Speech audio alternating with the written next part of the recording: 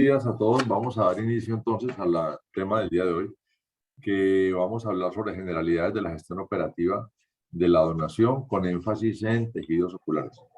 Tenemos con nosotros la doctora Dalia Patricia Tigreros, que es especialista en la auditoría médica de Universidad Libre de ICESI y es la coordinadora de la Regional 3.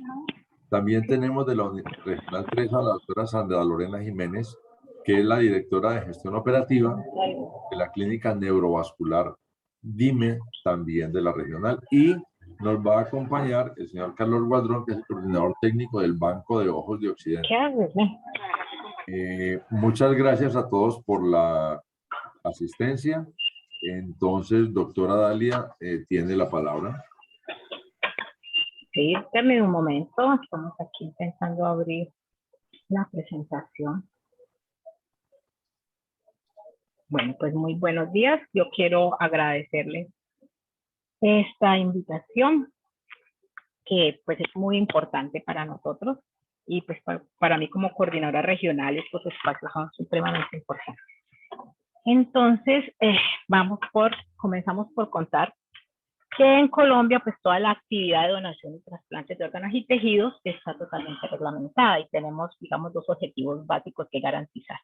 Por un lado, pues que se haga la promoción de la donación de sangre, órganos y tejidos, y el otro es la total transparencia en absolutamente todo el proceso. Y entonces yo creo que estos datos los conocen ustedes mejor que yo. El primer trasplante en Colombia fue de córnea en el Hospital San Juan de Dios en Bogotá ya en el año 1946. Es decir, oftalmología fue un pionero en el área de trasplantes. Y después del año 63 iniciaron los trasplantes en órganos y en el resto de tejidos. Y como es normal, pues los pioneros o la gente de visión, pues practica, experimenta, hace, pero el Estado en un momento dado debe entrar a regular. Y es aquí como vemos nuestro desarrollo normativo.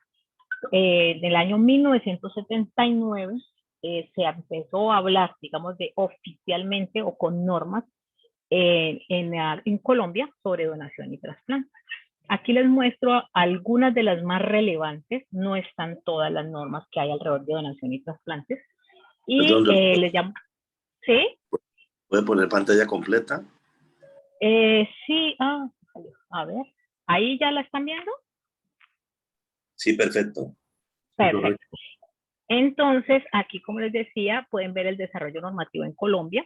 El primer trasplante fue en el 46 y a nivel legal, digamos, aparecimos en el 79, es decir, casi 30 años después, y es lo que ocurre normalmente con todas esas tecnologías de punta. El otro año importante para nosotros es 2004-2005, donde se establece toda la estructura de la red tal como la conocemos.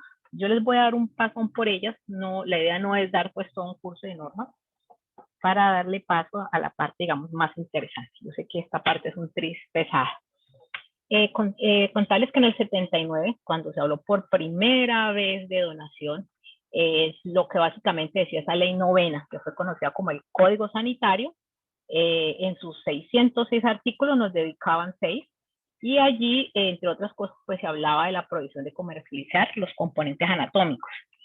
Y en el resto de partes de este código, pues se hablaba, era básicamente de agua, cementerios, en fin, todo lo que tenía que ver con medio ambiente. En el año 88 se emite la ley 73 y esta es una modificación. Y aquí hablamos, o nos llega por primera vez, hablamos de qué hay que hacer para proceder a la utilización de los órganos, de los componentes anatómicos, de los líquidos orgánicos. Y decía que se requiere un consentimiento, ya sea del donante, del receptor, de los deudos, o que se haya abandonado el cadáver, o la otra era la presunción legal de la donación. Este es el primer año en que se habló de presunción legal de la donación. En el 2004, como les decía, comienzan las bases de nuestra red y se creó la red de donación y trasplantes y se reguló toda la parte operativa.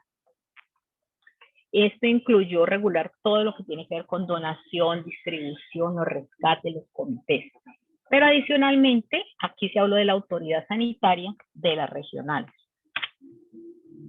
En el 2005, el Instituto Nacional, con una resolución número 214, creó el grupo dentro del Instituto de la Red de Donación y Trasplantes. También en el 2005 se estableció el Manual de Buenas Prácticas y nuestra resolución 2640, que también es supremamente importante y que aún está vigente, es donde están los requisitos de cómo escribirse ante las regionales, las funciones de tanto el nivel nacional como de las regionales, dónde van a estar ubicadas y el área de influencia, y nos asignó la tarea de hacer la distribución de los turnos de rescate. Ya cómo llegamos a nuestra red, cómo está constituida ahora. Y pues saben que comienzo con el Ministerio de Salud y Protección. Por un lado tenemos el INVIMA y el Instituto de Medicina Legal, que tienen una mayor relación sobre todo con los bancos de tejidos. Nuestro Instituto Nacional de Salud es el coordinador nacional. Ahí debajo ustedes están viendo, bueno, ya cuenta con un comité asesor, y ahí están viendo además las 6 coordinaciones regionales, que también somos parte de la red, evidentemente. Están las IPS transplantadoras, las IPS generadoras, las EAPB, las unidades de diálisis, de inmunología y las asociaciones de pacientes trasplantados. Pero adicionalmente a esto, como parte de la red, pues somos toda la comunidad, independiente de que estamos del sector médico o no, porque pues en un momento dado pues, todos podemos ser potenciales donantes, pero probablemente sea más el chance de que requiramos de algún componente anatómico. Y aquí les muestro cómo está el país en 6 regionales. Una es la regional 1 y con su área de influencia es la más grande, que se encuentra en Bogotá. La regional 2 su sede es en Medellín.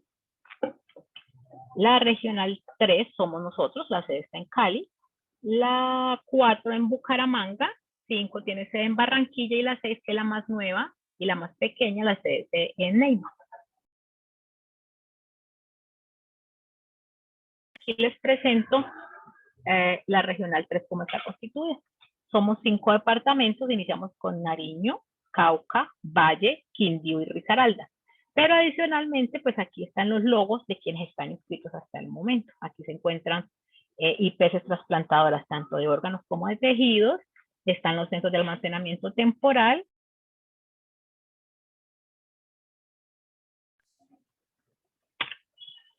Seguimos rápidamente y hay en el 2008 la resolución 2279 lo que pidió es que, o ordenó, que las coordinaciones tienen que estar en constante comunicación, es decir, 24/7 con todos los actores de la red en contacto.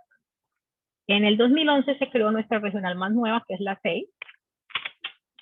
Y sí quiero detenerme un poquito en nuestra ley 1805 del 2016.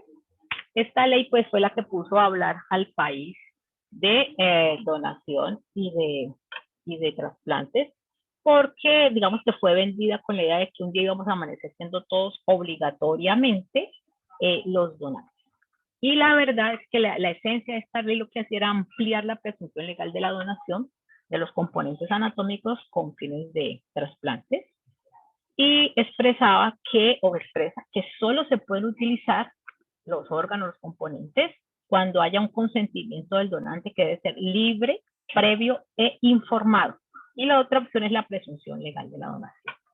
Asimismo, en el artículo 3 explican qué es una presunción legal de la donación. Y decimos que una persona presumimos que es donante cuando en vida nunca ejerció su derecho de oponerse a la donación. Aclara también que la voluntad de donación no puede ser cambiada por nadie, ni por la familia, ni los deudos, y que en caso de donación en ningún caso se va a generar vínculos ni sean ni familiares, ni económicos, ni legales. Esto es una acción totalmente altruista. Teniendo en cuenta pues que pensamos diferente, obviamente, y que hay que respetar todas estas visiones, también definió cómo se puede uno oponer a la presunción legal de la donación. Y dice que usted tiene el derecho a oponerse, pero tiene un deber y es dejarlo registrar.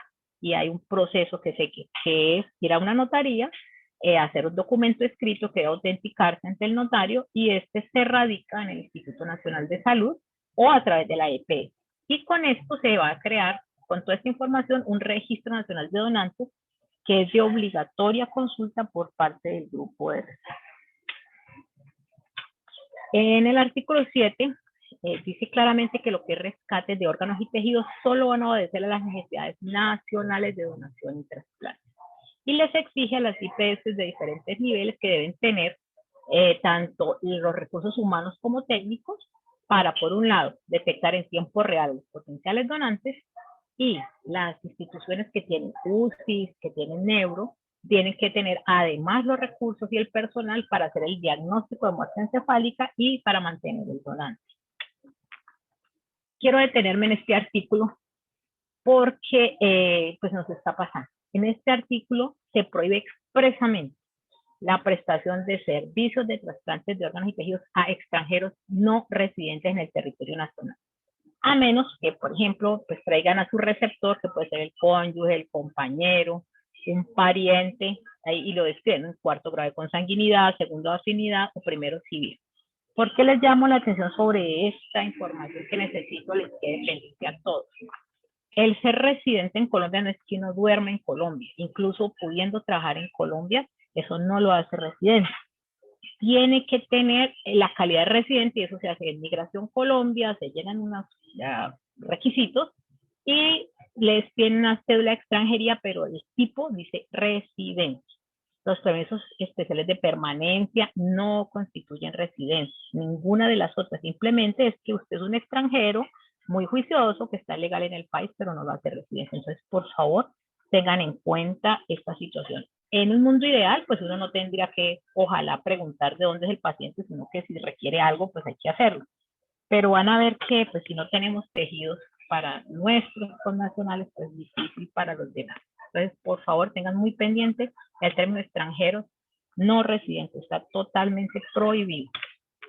Y aquí viene una pues, de las penas que hay. Está totalmente establecido que quien los trafique, venda, comercialice van a tener penas de 3 a 6 años de prisión.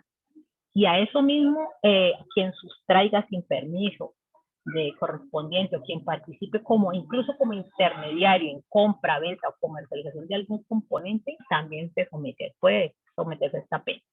Y que los bancos y los centros de trasplantes que se demuestre que participan en estos procesos, ya sea de extracción o de trasplante, que van en contra de la ley, van a llegar a pueden ser clausurados o serán clausurados de forma total y definitiva. Entonces, esto es un riesgo, digamos, muy alto para todos, para pues, hacer algo indebido, digamos. Pero es importante saber que existe. Contarles que, digamos que afortunadamente, el instituto en el 2020 emitió la circular 022 donde les aclara a las EAPB todos los procesos. No me voy a detener mucho aquí, es contarles que pues evidentemente es claro que a toda persona hay que atenderla muy bien para darle lo mejor en términos de calidad, pero puede ocurrir que a pesar de la excelente atención el paciente fallezca, entonces pues se convertirá en donante. Entonces las IPS donde están siendo atendidos tienen la obligación de cuidar y obviamente hay que garantizar los pagos. Entonces contarles aquí que según nuestra circular dejó claramente que hace cada EAPB. Ahí en color fucsia ustedes ven que dice receptor, que eso nos dice que cubre la EAPB del receptor, y abajo, que era una de las partes que teníamos problemas para el momento de la donación, la EAPB del donante cubre la detección y el mantenimiento de las primeras 24 horas. Así que eso nos da, digamos, la tranquilidad de que al menos va a ser reconocido todo este trabajo, porque evidentemente el mantenimiento de un donante y la detección pues genera unos costos. Y pues el problema que creo que ustedes conocen perfectamente, sin donantes no hay trasplante. Esta es nuestra lista de espera hoy a las 6 de la mañana. De órganos, 316 esperando riñón. Esto es solo de nuestra regional. 10 de corazón, 32 esperando hígado, 2 esperando intestino y 3 en lista de espera de pulmón. Y aquí nuestra querida córnea. De 407 pacientes que tenemos en lista de espera, 384 están en espera de córnea fresca. Entonces imagínense si estos son los que están actualmente colombianos. Ahora pues con los extranjeros, ¿dónde vamos a sacar las córneas para cubrirlos? Ya, como médico entiendo que uno quisiera sencillamente como profesional de la salud no pensar en esta parte administrativa, pero por desgracia pues la realidad que tenemos es que no tenemos suficientes donantes. Pero bueno, también hay muy buenas noticias. la buena noticia es que en el año 2020, que fue un año realmente duro con pandemia, la Regional 3 tuvo 69 donantes reales. Aquí es de órganos, pero en general muchos de ellos están unidos a córnea, a tejidos. Pero aquí les puedo mostrar los donantes que tuvimos en el mismo año con todas las dificultades de tejido ocular. Está por banco. En total fueron por muerte encefálica 51, en parada cardíaca 107, para un total de 158 tejidos. Que como ustedes ven, aunque es una bonita noticia, pues no alcanza para nuestras listas de espera actuales. Quiero de verdad agradecerles esta oportunidad. Estos son mis datos. Cualquier inquietud que tengan, pues estamos para atenderlos. Si en algún momento no puedo contestar el teléfono, pues escríbanme vía WhatsApp, que a veces estoy en reunión y por ahí contesto. Y muchísimas gracias. Voy a darle paso a Carlos. Muchas gracias. Una pregunta. Sí, señor. No hay en la ley ninguna excepción para urgencias. Por ejemplo, un turista que tenga una úlcera corneal, una perforación, y para salvarle el ojo haya necesidad de hacer un trasplante de urgencia. Entonces uno arriesga 3 años de cárcel por atender. Querido, lo que pasa es que, como dice mi mamá abogada, dura es la ley, pero es la ley. Resulta que hay dos opciones. De hecho, ya tuvimos un caso. La opción es que usted use otro tipo de tejido para cubrir la urgencia y que el paciente tenga cómo llegar a su país de origen, donde técnicamente lo deberían atender. Es decir, usted cumple con cubrir una urgencia y de allí, pues, sigue el sistema de salud que tenga el paciente. Entiendo que pues puede sonar bastante incómodo, pero es la realidad. O sea, como usted, doctor, no tenemos tejidos suficientes para cubrir las listas de espera. Hay ocasiones, una opción que usted tiene también es hacerle la solicitud al instituto de preguntar si es posible realizar este procedimiento con córnea fresca, por ejemplo, y el instituto le toca escribir a todas las regionales o mirar en la lista si hay tejido disponible. Usted entenderá que alrededor de 2.000 pacientes en lista del país, pues lo más seguro es que van a decir, pues no hay tejido. Entonces, mira, pues es la parte usted de cubrir la urgencia con algún tipo de tejido diferente a las córneas. Se entendería que es una actividad de urgencia y que el paciente debe irse a su país. Doctora Tigreros, tengo otra pregunta, y es que ya en la práctica, a pesar de la presunción de donación, si los familiares se oponen, es muy difícil hacer un rescate. Inclusive yo alguna vez hablé con una persona de las que trabaja con banco y me decía que rescatando tejidos, a veces hasta la familia está de acuerdo, pero se acerca el amiguito y le dice, hombre, no me toque mi amigo, y eso vuelve un riesgo personal. ¿Cuál sería el manejo de eso? Porque es que esa parte aquí en nuestro medio es muy difícil. Pues mire, Doc, la verdad es la siguiente.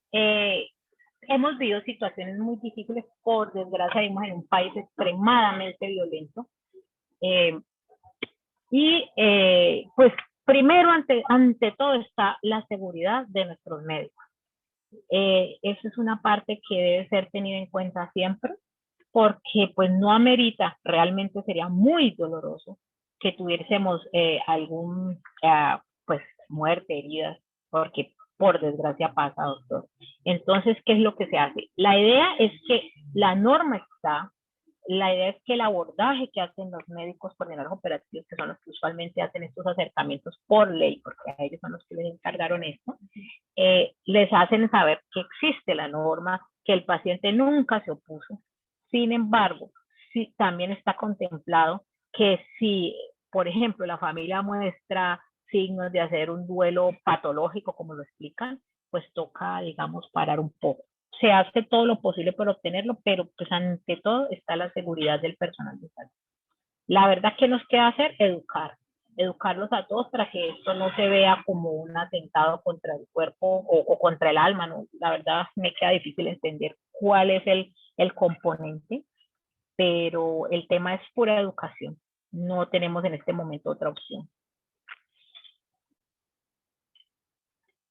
Doctora, muchísimas gracias por compartir la experiencia que usted tiene y compartir nuestros conocimientos que son importantes para los que estamos relacionados con tejidos. Damos la bienvenida al señor Carlos Hernán Gualdrón, él es el coordinador técnico del Banco de Ojos del Valle. Carlos, muy buenos días. Muy buenos días, doctor Marín, ¿cómo está? Muy buenos días a todos, doctora Dalia, doctora Lorena, muy buenos días. Gracias por invitarnos. La verdad pienso que es un trabajo que se debe hacer permanentemente para tener un conocimiento claro de los procedimientos que se efectúan los bancos de tejidos y así las personas en las IPS, las que intervienen dentro de todo el proceso, que son almacén, cirugía, circulantes, cirujanos, pues entiendan un poquitico la logística a la cual los bancos de ojos se ven sometidos de acuerdo a lo que está establecido en la ley y que entiendan bien todo el trasfondo que hay en la parte de recuperación y captación de tejidos. Entonces, como lo mencionaban ahorita con la doctora Dalia sobre el inconveniente frente a la posibilidad de la donación, por la oposición que pueden presentarse algunos individuos, es importante que se denote que no es una labor sencilla, porque nos vemos abocados a muchas situaciones. En el caso que mencionaban anteriormente, pues una de las soluciones prácticas que tenemos para el abordaje familiar es que solamente tratamos de escoger las personas que estén directamente relacionadas con el posible candidato a donante. Llámese, si era una persona casada, pues será la esposa la que tome la decisión o que a quien se le esté dando la información pertinente, o en su defecto, pues serán los padres, y si no, serán los hermanos. Y en ese grado, pues son muy cuidadosos de saber con quién estamos interactuando para evitar estas situaciones que son bastante complejas. Sin embargo, a pesar de todo, sigue siendo un proceso bastante delicado, al cual nos vemos sometidos continuamente. Pero bueno, seguimos en la lucha y que eso no nos quita el ánimo, la fuerza ni las ganas de querer seguir haciendo la labor que venimos haciendo. Todo inicia desde el instante en que se ingresa una persona lesionada a un centro asistencial. Todo el proceso de nosotros arranca allí y en el centro asistencial se le brindan sus primeros auxilios, se estabiliza el paciente y de acuerdo al diagnóstico pues irán surgiendo una cantidad de procesos institucionales. Si es un paciente que ya está con un deterioro neurológico severo y definitivamente su condición amerita ingresarla a una unidad de cuidados intensivos, pues el paciente estará muy bien cuidado allí. Y contrario a lo que muchas personas piensan, y es alguna credibilidad que existe, es que se busca deteriorar el estado de salud del individuo para lograr una donación. Y es al contrario, es estabilizar sus órganos, su función cardíaca, su función respiratoria, que no haya una descompensación, una falla multisistémica, en fin, eso no va, simplemente lo pensamos que es desde la ignorancia de muchos individuos. Pero entonces, una vez entra a unidad de cuidados intensivos, y si de acuerdo al examen establecido o realizado por el especialista del área o el médico tratante y establecen que está como candidato posible a donante, cuando entra en un Glasgow aproximadamente de 4 o 5, da la alerta al coordinador operativo para que se acerque y empiece a hacer las evaluaciones pertinentes del donante, del posible candidato donante. Se mandan a hacer las pruebas necesarias para ver la condición en salud y posteriormente un especialista en ciencias neurológicas ajeno a la red de diagnóstico de muerte cerebral. Una vez establecido el diagnóstico de muerte cerebral, el coordinador operativo inicia el proceso ya de acreditar la idoneidad, la condición del donante como tal, para establecer que cumple con condiciones para poder serlo. En este caso estamos hablando del donante de muerte encefálica, pero esta revisión de historia clínica y lo que viene a continuación tiene que ver en relación a los dos casos simultáneos. Una cosa es la muerte cerebral, que está a nivel institucional, y el coordinador operativo hace la revisión de la historia clínica para establecer todas las condiciones de salud del donante previas a la situación, a lo que lo llevó a estar hospitalizado. transfusiones sanguíneas, tiempo de hospitalización, evolución hospitalaria. Se hace también un análisis si el individuo estaba cerca o no a pacientes con COVID, si estuvo separado, si en la sala donde él estaba hospitalizado en la UCI habían más casos de COVID, pues eso en relación a la nueva circunstancia de pandemia.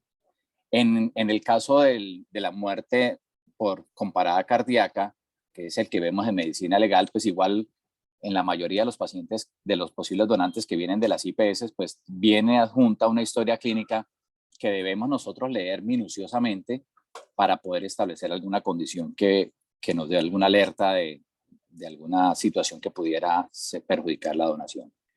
Posteriormente, a establecer condiciones del donante y ver que cumple con características para hacerlo, tanto el coordinador operativo como el personal de los bancos de ojos en medicina legal también hacen una entrevista familiar. Como lo hablaba Dalia hace un instante, no se trata de buscar la donación como tal, sino de hablar con ellos frente a los posibles antecedentes personales, familiares, si tuvo cirugías previas, si tiene alguna patología de base que nos pudiera llevar y orientar a que descartemos el posible donante, enfermedades recientes. Bueno, y hacemos una revisión exhaustiva con la familia, le preguntamos detallitos y dentro de los mismos detalles está también preguntarle si dentro de su familia o núcleo familiar hay pacientes o hubo personas con COVID o tentativas de COVID, si el señor estuvo vacunado o no, si el individuo presentó algunos síntomas previos a su situación de salud crítica, si tuvo algún síntoma parecido o que nos llevara a pensar en la posibilidad de que haya presentado COVID. Estos dos pasos se hacen en dos procesos, cuando hay a través de la coordinación operativa en las IPS y en medicina legal, pues los técnicos nos encargamos de hacer estas evaluaciones para poder establecer un perfil epidemiológico y ver si dentro de las condiciones que tiene no se contraindica para ser donante. Posteriormente, el coordinador operativo en la IPS, una vez lo han detectado y él ya es prácticamente donante, se llama al Instituto Nacional de Salud para que nos dé el certificado de consulta si él se oponía o no a la donación de órganos y de tejidos. Este es un certificado tal cual lo manda el Instituto Nacional de Salud con los registros pertinentes del documento de identidad de la persona que va a ser candidato. Si vemos que no se ha manifestado oposición a la donación, pues continuamos con el proceso que ya sería por parte del coordinador operativo de organizar el área quirúrgica, los tiempos quirúrgicos en la IPS donde él se encuentre y alertar a todos los grupos que van a participar dentro del proceso de rescate de órganos y de tejidos. Entonces llamaría a los que rescatan el corazón si fuera el caso, hígado, riñón, páncreas, intestinos, bancos de tejidos como tejido osteomuscular y tejido ocular. Cuando se ha establecido la condición del donante, pues se establecen, cada institución revisa que esté dentro de los parámetros que cada institución tiene en cuanto a su calidad de donantes, el proceso de selección que tenga cada uno designado. La normatividad establece que pueden ser donantes individuos desde los 4 años de edad hasta los 75 años de edad. Entonces es potestativo de cada banco establecer, o de cada entidad establecer sus rangos de edad. Si cumple la edad y está dentro de las 12 primeras horas de fallecido, en el caso de la parada cardíaca para los bancos de ojos y bancos de tejido osteomuscular, pues pudiéramos decir que prácticamente está cumpliendo con los requerimientos para ser donante. Y una vez vemos estos dos parámetros, examinamos también las causas de muerte, que no sean de causa desconocida, que no tengan una septicemia, que no hayan hecho una enfermedad, que no tengan de base una enfermedad viral que comprometa el sistema inmunológico y que las transfusiones de sangre no superen los rangos adecuados y que no estemos hablando de un paciente que esté totalmente hemodiluido, donde la muestra de sangre nos pudiera dar un falso negativo dentro del proceso. Hay unas afectaciones relativas que se examinan y se miran, y sin embargo, por ejemplo, en el caso de la sífilis, pues si sale positivo, los bancos somos muy minuciosos en este orden y procuramos de que el donante salga totalmente impecable. La otra situación que examinamos siempre, en cualquiera de los dos casos, muerte por parada cardíaca o por fallecimiento por muerte cerebral, es examinar todas las huellas que tenga el cuerpo, tatuajes, cicatrices o lesiones en piel que nos lleven a pensar de que pudiera tener alguna patología que nos contraindicara de pronto, nos llevara a dar una alerta para contraindicarlo como donante. Aquí muestro unos tatuajes. El tatuaje como tal no es una contraindicación absoluta para ser donante, pero sí puede ser algo que en algún momento evite que podamos obtener el donante. Si el donante lleva el tatuaje menos de 6 meses, pues obviamente consideramos que está dentro de un periodo de ventana y pudiera estar inoculada alguna patología, alguna enfermedad allí que esté dentro del rango de las contraindicaciones. Entonces, los tatuajes más que todo es por eso. Y lo otro en relación más o menos al proceso que estábamos hablando ahorita con Dalia de la notificación familiar, pues los tatuajes, hasta donde escuché en alguna oportunidad de una entrevista que le hacían a las personas, es que tiene 2 connotaciones. Una connotación importante sería plasmar en su cuerpo algo que representó y algo de relevancia en su vida. Voy a decir algo, el nombre de sus hijos, el rostro de su abuelita, la mamá, bueno, qué sé yo, que tiene una connotación importante o relevancia entre su vida, entonces quieren plasmarlo en su piel para tenerlo allí siempre. Pero la otra base del tatuaje es la parte artística, entonces simplemente me hago un tatuaje porque me parece bonito y me lo hago, simplemente. Entonces uno ve tatuajes como estos y empieza uno a pensar varias cosas. ¿Qué muestra el tatuaje? Como los anteriores, vemos tatuajes de altísima calidad. Quiere decir que la persona se tomó la molestia de ir a un centro, a un espacio donde la calidad de la persona y el compromiso frente a la labor que realiza pues es óptima, que se creería y se pensaría que también utiliza muy buenas técnicas de asepsia.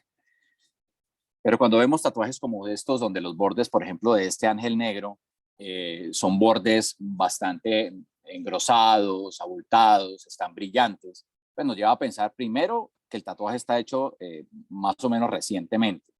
Y lo otro, pues es un ángel negro, pues probablemente lo podemos tomar como artístico, pero el tatuaje que está al lado, estos son tatuajes reales de individuos que en algún momento pasaron por medicina legal. El otro tatuaje tiene un simbolismo muchísimo mayor y tiene algo de fondo que pensamos nosotros, o llevaría a pensar que puede ser algo diferente a ser algo artístico. Entonces uno pensaría básicamente que tiene relación o relevancia es con un grupo social, en algún momento pues perteneció a estos grupos sociales que están como un poco inquietos por las cosas ajenas. Y pensando de una manera diferente, pues un individuo que pudo haber tenido una condición social no adecuada, donde o se unía a la pandilla del barrio o lo mataban. Y sin embargo, pues, dadas las circunstancias, pues igual falleció. Entonces el tatuaje no sirve para mirar algunas condiciones. Otras huellas que podemos observar, estas son unas huellas de quemadura por bazuco en un dedo. Y digamos que las sustancias inhaladas no tendrían como mayor relevancia como frente a los posibles donantes, pero cuando uno ve casos como estos tan extremos, uno diría, bueno, después del bazuco, de haberse fumado el bazuquito, no pensaríamos en la posibilidad de que eso simplemente era el plato de entrada y posteriormente pudiera estar utilizando sustancias inyectadas y posiblemente no tienen esos cuidados de control y puede ser un candidato directo a tener alguna infección bastante grave. Lo otro que revisamos es que los tejidos o los componentes oculares estén diáfanos, cristalinos, que no tengan ningún tipo de lesión o situaciones que nos lleven a pensar que tiene alguna enfermedad reciente o que tiene algún proceso infeccioso iniciando, pterigios, secreciones. Entonces, veamos que los ojitos estén tranquilos, estén relajados, estén con una apariencia buena, que la córnea se encuentre transparente, que no tenga opacificaciones de ninguna índole y ya contribuiría, ese sería un donante directamente. Y se haría el proceso de rescate de los tejidos, utilizando pues todo el proceso de asepsia y ahí las áreas adecuadas para poder hacerlo. Posteriormente es llevado a los bancos de ojos, las áreas de procesamiento, donde se les hace sus exámenes respectivos microscópicos, lámpara de hendidura, y se les da el manejo adecuado, manteniendo las neveras controladas de temperatura, con altos controles de temperatura, permitiendo que ellos se estabilicen allí y se mantengan durante el tiempo prudente para poder ser distribuidos. ¿Qué sucede aquí? Una vez establecido que el tejido cumple con condiciones, pues el banco de ojos se encargará de llamar a la IPS a ofertar el tejido para que ellos revisen dentro de sus grupos de pacientes quién pudiera ser el candidato para recibir este tejido. Entonces se comunican con todo el personal, el banco se comunica con la IPS y establecen las condiciones. Ya la IPS directamente manejará su lista de espera y será la encargada de determinar qué paciente va a operar y dar la fecha quirúrgica y la hora del momento del procedimiento. Lo establecen con su departamento de cirugía, lo hablan con el cirujano y lo hablan directamente con el paciente para coordinar toda la actividad. Una vez tienen todos los datos del paciente, hora, cirujano y demás, pues el banco de ojos procede a hacer el envío del tejido a las instalaciones de la IPS para que se lleve a buen término el procedimiento de trasplante.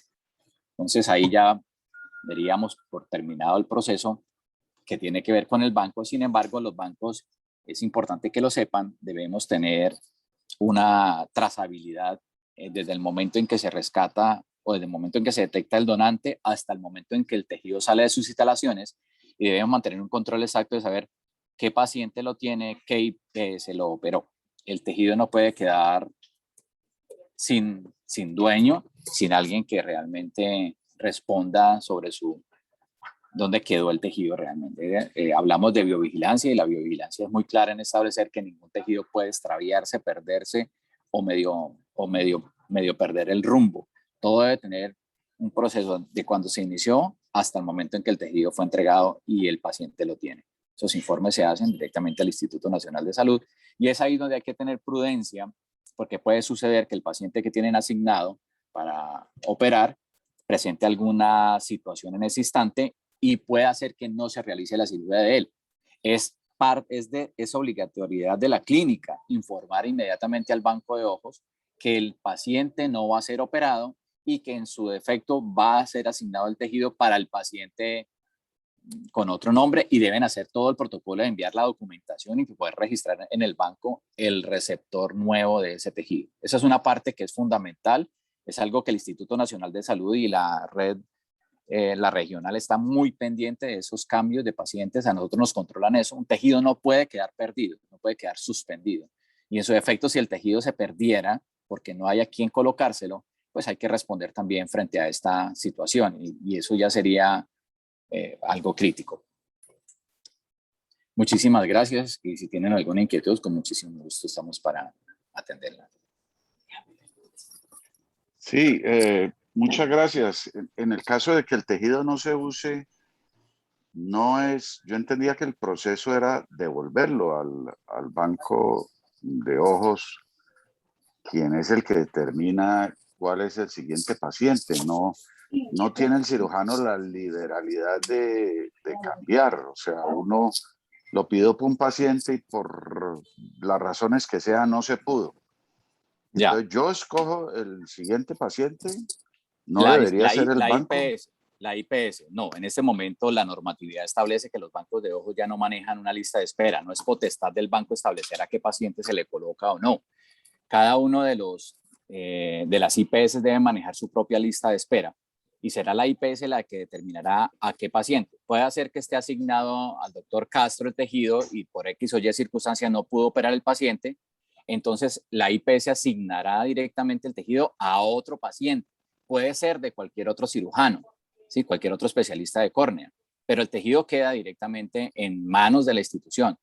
De hecho, los bancos de tejidos no retomamos el material nuevamente en las instalaciones. En su defecto, pensémoslo de una manera traumática, que el tejido definitivamente no hubo a quien colocárselo, la clínica debe darle trámite directamente por la ruta que tengan establecida de ruta hospitalaria, lo descartan pero deben hacer una anotación e informarle al banco que el tejido fue descartado y que fue incinerado de acuerdo al acta de la empresa que tengan asignada en ese momento para hacer el descarte del material. Perdón, Perdón, yo quiero decirles algo. Quiero que les quede claro a todos que las listas de espera son responsabilidad exclusiva de las IPS. En una época los bancos nos hacían un trabajo enorme, pero esto realmente no tiene sentido. Los bancos no tienen pacientes, son ustedes. Y por eso es tan importante que tengan clarísimo cómo está su lista y que la lista esté actualizada. Cuando llegamos a la regional encontramos más de 3,000 solicitudes. Cuando fuimos a revisar habían pacientes incluso que habían muerto. Entonces esa responsabilidad de tener la lista al día es de las IPS. Y en cuanto al tema del tejido, pues en ningún caso puede ser devuelto, con mucho dolor, y por eso espero que siempre haya un plan A y un plan B, porque pues si ustedes, su paciente por algún motivo al final consideran no trasplantarlo o le pasa al paciente y no lo pueden trasplantar, pues es imposible retomarlo o asignarlo a una IPS diferente en la que está el tejido. Y tienen la obligación, si eso llegase a pasar, de incinerarlo, informarlo y hacernos llegar el acta de incineración. Entonces, pues esa parte bien importante que la tengan presente. Gracias. Pero entonces, si los Alberto, bancos perdón, no tienen lista de espera... Alberto, el motivo para esto es que una vez sale del banco, el banco pierde la trazabilidad de ese tejido. No la pierde. La tenemos porque está todavía en la institución a la cual se le distribuyó. IPS, pero ya el banco no está a cargo del tejido. Entonces ya el tejido está a cargo de la IPS. Pero seguimos exacto, en este momento está la IPS, pero estamos todavía, el proceso nuestro no se cierra hasta tanto no se sabe en dónde terminó el tejido. Puede ser en el paciente Juan Pérez o en la señora Lucía, qué sé yo, no sé, que sería el objetivo final. O sea, la idea es que los tejidos no se pierdan, eso es lo que siempre buscamos. Pero entonces, en su efecto, si no se operó, pues lo último que debemos reportar nosotros, la clínica a nosotros, para nosotros saber dónde está el tejido, es que fue incinerado porque no hubo a quien colocárselo. Y ya, ahí termina el proceso y ahí ya termina la responsabilidad o la responsabilidad de registro y de control del tejido de parte del banco de ojos. ¿Me hago entender? Y lo otro, el tejido no retorna a la institución porque digamos que la institución tiene unos estándares de control, tiene unos protocolos que mantienen el tejido en condiciones óptimas.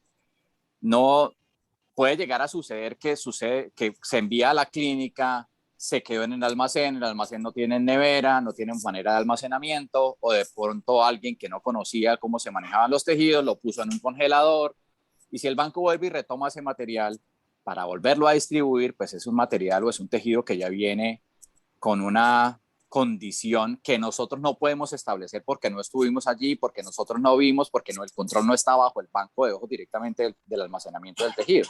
Entonces sería una responsabilidad muy grande e irresponsabilidad del banco volver a tomar un tejido, volverlo a entregar a otro especialista cuando no podemos establecer condiciones de cadena de frío, de conservación y de preservación del mismo. Entonces, por eso preferimos que la clínica asigne inmediatamente de la lista de espera que tenga la clínica. Los cirujanos, me preguntaba el doctor Castro, algo le escuché ahorita, es que los cirujanos como tal deben tener un grupo de pacientes que son su responsabilidad y que saben que los van a operar, le van a hacer su trasplante. Pero resulta que esos pacientes el doctor se los tiene que dar a la persona encargada de manejar la lista de espera de tejidos. Entonces la persona que maneja este listado, pues debe saber cuáles son los pacientes del doctor Castro, cuáles son los del doctor Marín, y en ese momento ella reasignará el tejido. O sea, la idea es que el material no se pierda, porque pues, es un esfuerzo muy grande que se hace para que un tejido de estos no llegue a su objetivo final, que es darle la posibilidad de visión a algo, ¿no? Entonces, más o menos es eso. ¿Cómo prioriza el banco si no tiene listas de pacientes? ¿Cómo decide a quién le asigna qué? El banco como tal no decide a quién. El banco lo que hace es que hace las ofertas a las IPS que están inscritas en la institución. Entonces, como están inscritas, pues simplemente se llama a la persona encargada de la lista de espera y ella será la que establezca cuál es el paciente. Ahora bien, si es un paciente con un ojo perforado, que tiene la córnea perforada, pues obviamente es un paciente que no va a estar en esa lista como tal, sino que ya tuvo esa persona encargada de manejar la lista de espera en la clínica, de haberlo subido al Red Data como una urgencia cero.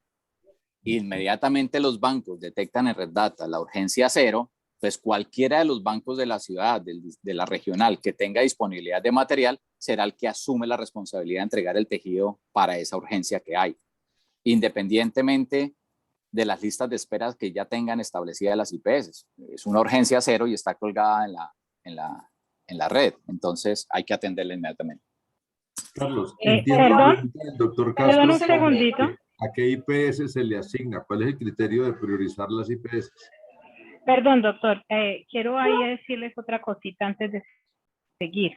Nuestra regional tiene en nuestra página, hay una zona que se llama de asignación de tejidos.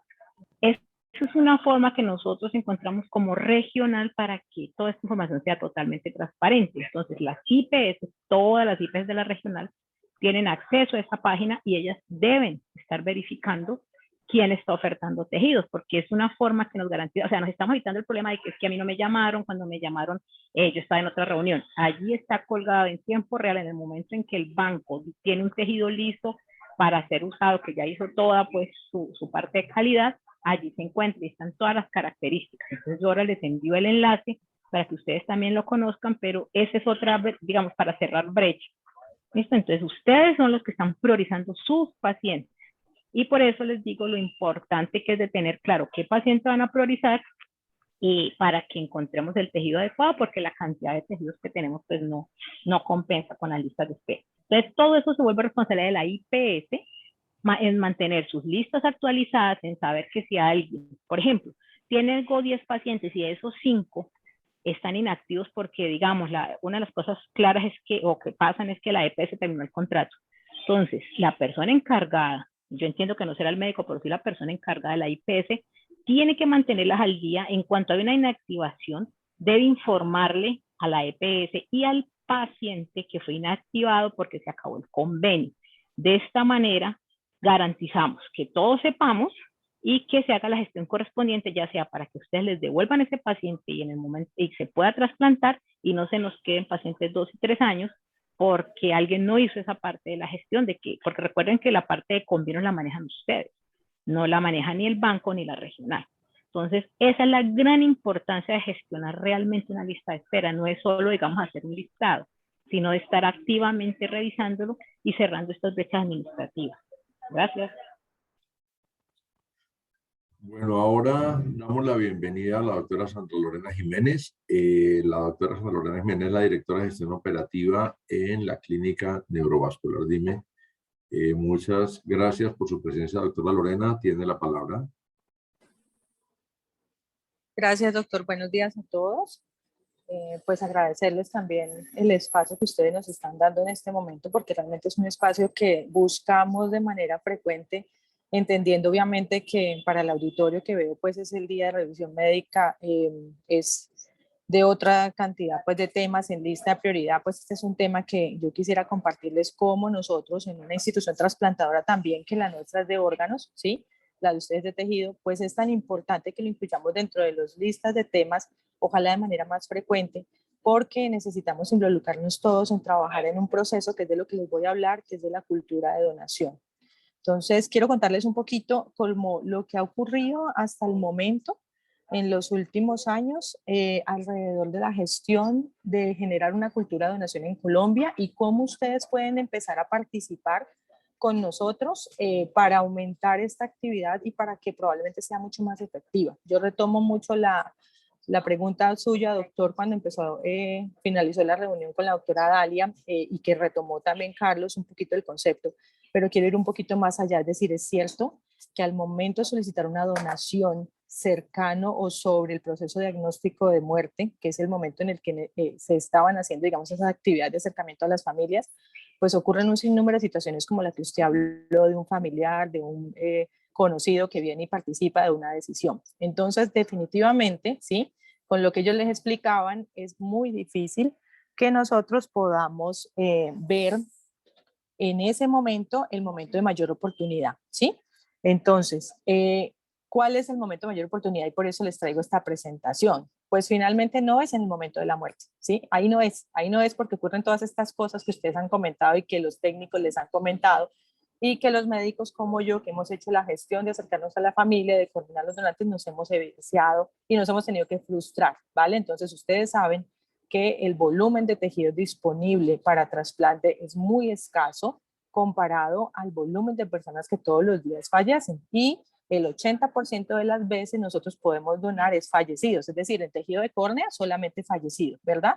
Cuando estamos hablando de otros tejidos, otros componentes anatómicos, pues podemos donar en vida, pero esto es el 20% del aporte a toda la lista de espera nacional, que hoy en Colombia supera más de 3.000 personas esperando un trasplante. Entonces, yo quiero contarles que MinSalud, pues obviamente que sí se ha ocupado de esto, y desde las páginas de MinSalud y desde el Instituto Nacional de Salud, ellos generaron desde el 2014 un banner denominado donación de órganos. En este banner no solamente la ciudadanía en general o los medios de comunicación, sino también nosotros como instituciones que hacemos trasplantes, cualquiera que sea el órgano o tejido, tenemos acceso. Y en ese lino, en ese banner, nosotros tenemos la oportunidad de ver materiales como este, ¿sí? Entonces, vemos una infografía que nos entregaron en el año 2018, en la que nos contaron cuál era la actividad de donación en Colombia, cuántos trasplantes, cómo estaban las listas de espera, cuáles eran los mitos más frecuentes que podíamos tener y cuáles era, digamos, como el material, las herramientas, estas fichas gráficas, por ejemplo, que ustedes ven, hay también un video, con las que se podía socializar a las personas del común en las instituciones de salud como las nuestras y a los profesionales de salud, que veo que tengo aquí un buen número, ¿cierto?, de profesionales de salud, cuáles eran los elementos que podían jugar alrededor de la donación en un proceso cultural, es decir, por qué la gente decide ser donante o por qué la gente no decide ser donante, quiénes han sido trasplantados. Y esta campaña que ustedes ven en pantalla es la campaña Gracias, que la hizo el instituto ahorita en el 2018, digamos que fue la última más importante, porque ustedes saben, como decía la doctora Dalia, en el 2016 se publica la ley de presunción legal de donación, es decir, todo mayor de 18 años que no se opuso, pues en teoría sería donante, y estas personas trasplantadas que ustedes ven en pantalla, todos son trasplantados en esas fotografías, le estaban dando las gracias a toda la gente que había sido donante, ¿vale? Antes de esto, me regreso un poquitito, hubo una campaña nacional que tuvo mucho eco desde el 2015 hasta el 2018 que se llamaba Déjalo Conversado. Entonces se le pedía a la gente que le dijera a su familia, a sus seres queridos, a sus amigos que él quería ser donante, por lo que el doctor decía, porque la persona ya fallecida no podía participar, de decir, vea, es que yo quería, cumpla mi voluntad, ¿cierto?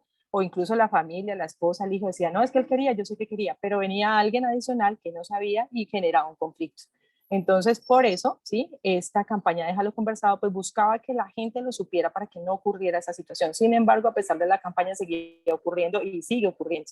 Entonces, en el 2018 buscaron decir, bueno, liguémonos a la norma y digamos gracias. ¿Qué ha pasado a partir de entonces? Pues lo mismo, ¿sí? La gente sigue teniendo mitos, la gente sigue interrumpiendo, digamos, como el doctor decía, que si incluso ya el paciente quería, la familia quería, finalmente no se dé el rescate y no se haga pues la oportunidad del trasplante de estos tejidos. Entonces, estos elementos que yo les estoy mostrando allí en pantalla están disponibles en las páginas web de MinSalud desde el año 2014, estamos en el 2021, ¿verdad? Entonces, 7 años después, seguimos viendo que hay maneras de socializar, que hay elementos materiales, fichas gráficas, videos y un sinnúmero pues de herramientas para que le podamos educar a la gente cómo y cuáles son las situaciones alrededor de un trasplante, para que la gente sepa que la donación, como su nombre lo indica, pues es un acto altruista, desinteresado, que no tiene retribución económica y que obviamente la gente lo debe hacer como un acto de solidaridad y que no entre en ese conflicto de pensar que hay tráfico de órganos o pensar que hay una ganancia pues secundaria de otros agentes, como incluso nosotros como instituciones trasplantadoras,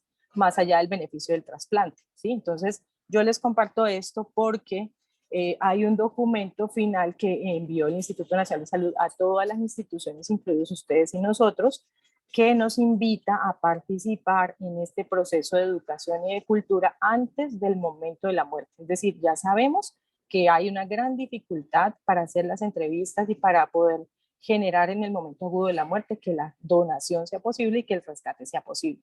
Y si no tenemos una buena cantidad de tejidos y de órganos, porque es un conjunto como tal el donante, ¿cierto? El donante no solamente es para tejidos, no solamente para órganos, es una decisión, es una voluntad.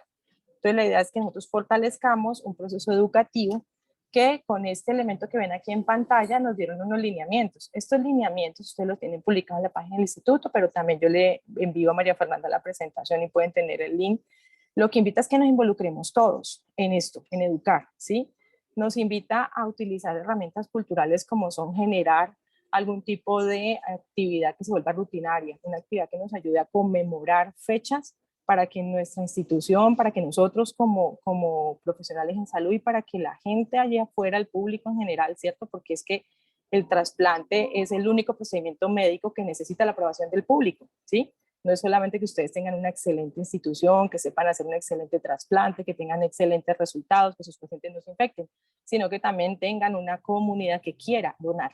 Entonces, la invitación es que ustedes conozcan estos instrumentos y que se involucren con nosotros a hacer actividades en estas fechas conmemorativas que invita el instituto para que generemos una cultura de tradición en la que las personas en esta fecha conmemorativa escuchen hablar de donación, puedan participar de esas actividades, podamos hacer incluso un homenaje juntos a todas las personas que han sido donantes, que si bien, como les dije, el 80% son fallecidas, pues quedan sus familias y son testigos, ¿cierto?, de este tipo de actos en agradecimiento, y obviamente pues los pacientes trasplantados son testigos del beneficio que les da el trasplante. Esta es una campaña que los quiero invitar a que la vean.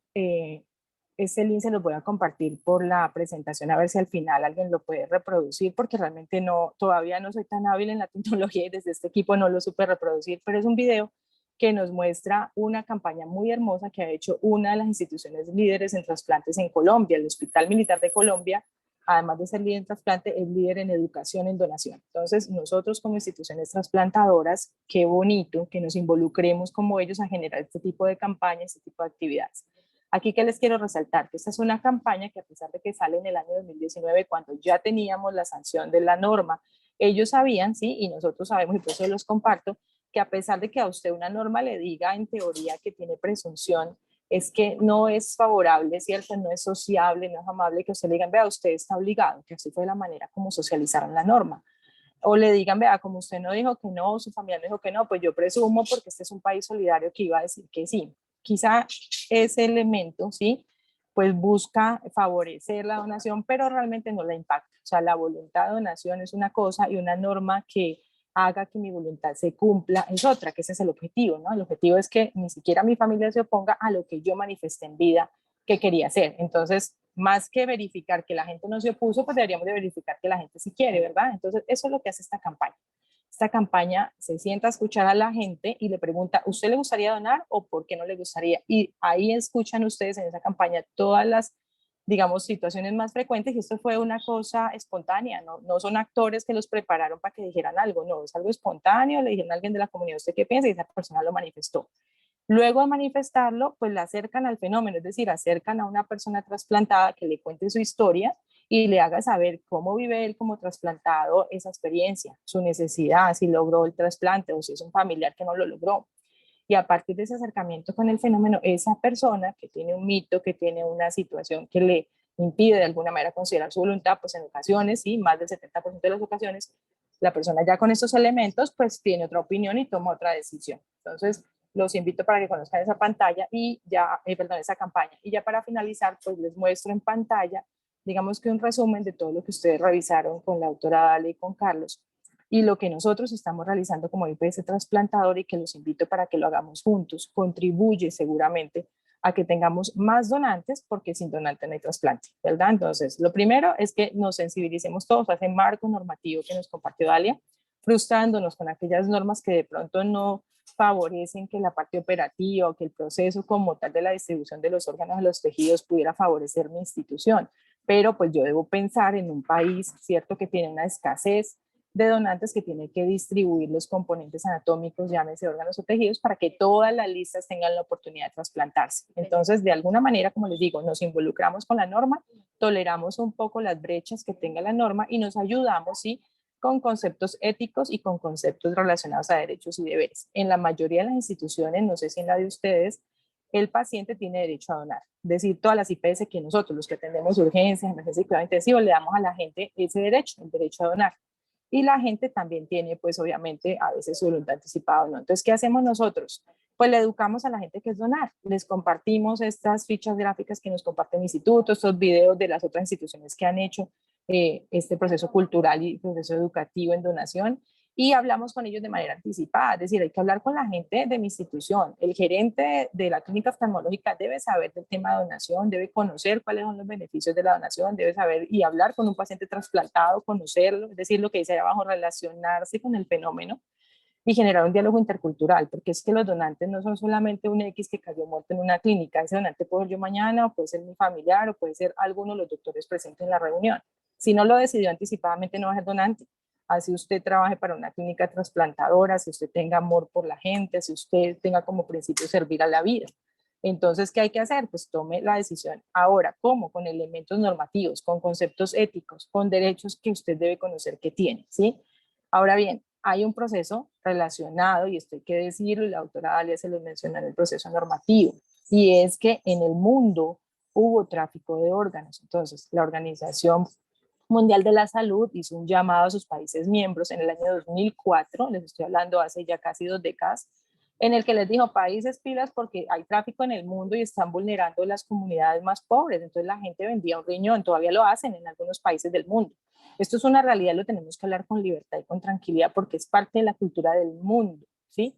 Países como Colombia, que se unieron en esta convocatoria en el 2008 en Turquía, generaron una declaración que se llama la Declaración de Estambul, que es importante que ustedes la conozcan, porque es una declaración en la que se dan unos lineamientos y un tipo, pues, como de opiniones conjuntas. Más de 150 miembros fueron a esa reunión, tanto de instituciones trasplantadoras como de procesos éticos y gubernamentales de todos estos países, y dijeron, venga, aquí hay un problema, ¿cierto?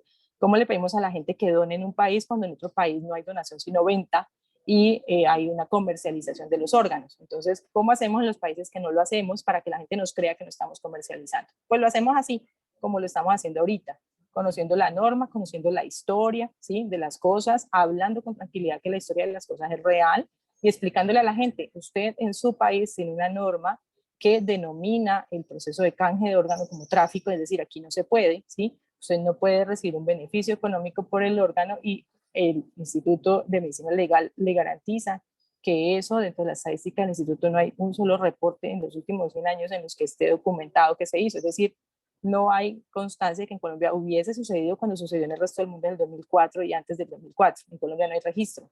Entonces ustedes deben apropiarse de eso y ayudarnos a educar a la gente y a educar a su comunidad institucional, porque no sé cuántos empleados tienen, pero la mayoría de las clínicas tenemos más de 100 empleados juntos y no nos estamos educando nosotros, ¿verdad? Entonces, ¿cómo hacemos para trabajar en un lugar que hace trasplante y yo no sé qué es un trasplante y yo no sé qué es una donación? Entonces hay que enseñarle a la gente, hay que retomar esa historia, reconocerla y hacerle saber a la gente que en Colombia nosotros tenemos una normatividad y tenemos una serie de mecanismos, incluidos ustedes y nosotros como instituciones trasplantadoras, pues para ser testigos de que este es un proceso transparente, que la donación en Colombia se llama donación porque no tiene retribución, y que todos los esfuerzos que hacemos con la Red Nacional de Donación y Trasplante, la Regional 3, en apoyo de la doctora Dalia, pues es precisamente mantener la transparencia de todos estos procesos, es decir, a la sociedad, por eso a la derecha les puse el concepto de sociología, a la sociedad hay que enseñarle, y la sociedad somos nosotros mismos. Si nosotros somos la fuente y uno de sus miembros de su institución, y hagan el ejercicio, doctor, si uno de los miembros de su institución, sea el señor que nos abre la puerta, sea la señora que nos pasa el tinto, nos hace los servicios generales, y sea el cirujano que hace el trasplante o el técnico que le acompaña, si esa persona cree que en Colombia hay tráfico, nosotros no tenemos cultura de donación, ni siquiera en donde deberíamos de ser referentes de la donación. Entonces, ¿cómo esperamos tener tejidos para trasplantar? No lo podemos hacer, ¿verdad? Ustedes cuentan una infraestructura preciosa y ser unos magos y unos héroes haciendo trasplante, pero si no creemos en la donación, no tenemos el principal recurso para el trasplante. Entonces se nos cae toda esa robusta infraestructura y nos quedamos sin el recurso más importante. Ahora, ustedes hacen el trasplante para beneficiar algo maravilloso, que es la visión. No es vital en el sentido de que alguien no muera por el hecho de que no vea, pero por Dios, si no podemos ver la vida, no vivimos igual. Entonces, tiene una connotación importantísima en el hecho de tener una calidad de vida que sea agradable para vivir. Lo que ustedes hacen es magnífico, es algo que hay que aplaudir. Y esto genera emociones, que es el último tema que ya termino. Y es que eso que ven ahí en el cuadrito verde es el elemento más importante para que nosotros podamos seguir trabajando alrededor de generar una cultura. A la gente hay que moverle la fibra, hay que moverle el corazón. ¿Cómo? acérquenlo al fenómeno, es decir, pongan a sus pacientes trasplantados en un video, a conversar con la gente, a decirle a la gente, mire, yo lo puedo ver, qué belleza, el día de hoy está soleado, está precioso, mi niño tiene los ojos café, yo no sabía. Esas cosas hay que hacerlas saber, que esa sensibilidad y esa emoción toque a la gente. Ustedes créanme, nosotros estamos disponibles para recibir todo el material que ustedes generen, para compartirlo, para socializarlo desde la regional. Con la doctora Dalia hay un programa de promoción que utilizaría todos estos elementos que ustedes puedan generar, así como lo hizo el militar, en los que ustedes nos compartan la experiencia de sus pacientes, la experiencia de ustedes como médicos, y todo eso va a generar más donantes. Entonces, es una manera pues de invitarlos. Yo a María Fernanda, como les dije al principio, le comparto los links de las páginas del MinSalud para que tengan todas estas herramientas de educación, y pues cuentan con nosotros, doctor, para que podamos también acompañarlos a sensibilizar a su comunidad.